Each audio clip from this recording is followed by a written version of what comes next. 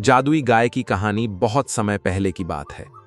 भारत के एक छोटे से गांव में रामू नाम का एक गरीब किसान रहता था। रामू के पास ज्यादा जमीन नहीं थी, न ही कोई बड़ा घर। उसका घर मिट्टी और फूस से बना हुआ था। उसकी जिंदगी बहुत सादा थी। सुबह खेत जाना, दिन भर मेहनत करना और शाम को घर लौट आना। रामू की सबसे बड़ी दौलत थी उसकी ईमानदारी और मेहनत। लेकिन किस्मत जैसे उससे रूठी हुई थी। कई सालों से बारिश ठीक से नहीं हुई थी, फसलें सूख जाती थीं, कर्ज बढ़ता जा रहा था। रामू के पास बस एक पुरानी गाय थी जिसका नाम उसने प्यार से गौरी रखा था। गौरी बहुत शांत और समझदार गाय थी। वह रामू को ऐसे देखती थी मानो उसकी सारी तकलीफ समझती हो। एक दिन रामू खेत से थका हारा लौटा। घर में अनाज खत्म हो चुका था। उसकी पत्नी सीता उदास बैठी थी।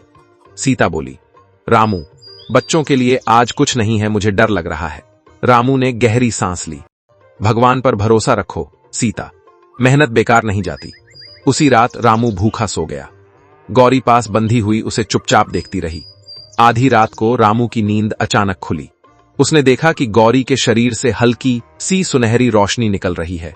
रामू डर गया। ये क्या? तभी एक मधुर आवाज गूंजी, डरो मत रामू। रामू हक्का बक्का रह गया। का कौन? आवाज फिर आई, मैं तुम्हारी गौरी हूं। रामू के हाथ पैर कांपने लगे।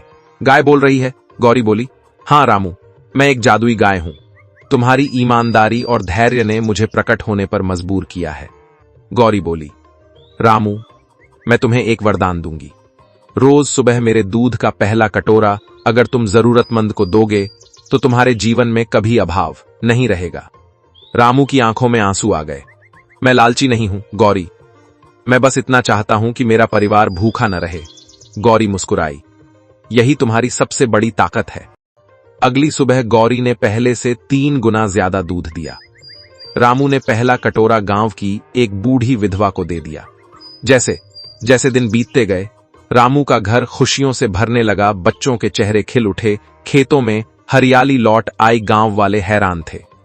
लालच की नजर गांव में एक अमीर साहूकार था, लालचंद। उसने देखा कि रामू अचानक खुशहाल हो गया है।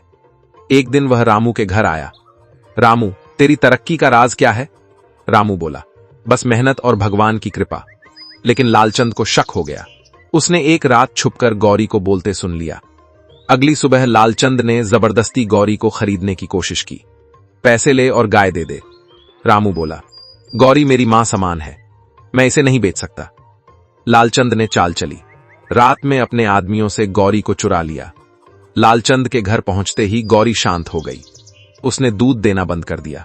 गौरी बोली, लालच ने तुम्हें अंधा कर दिया है। अचानक लालचंद का धन नष्ट होने लगा।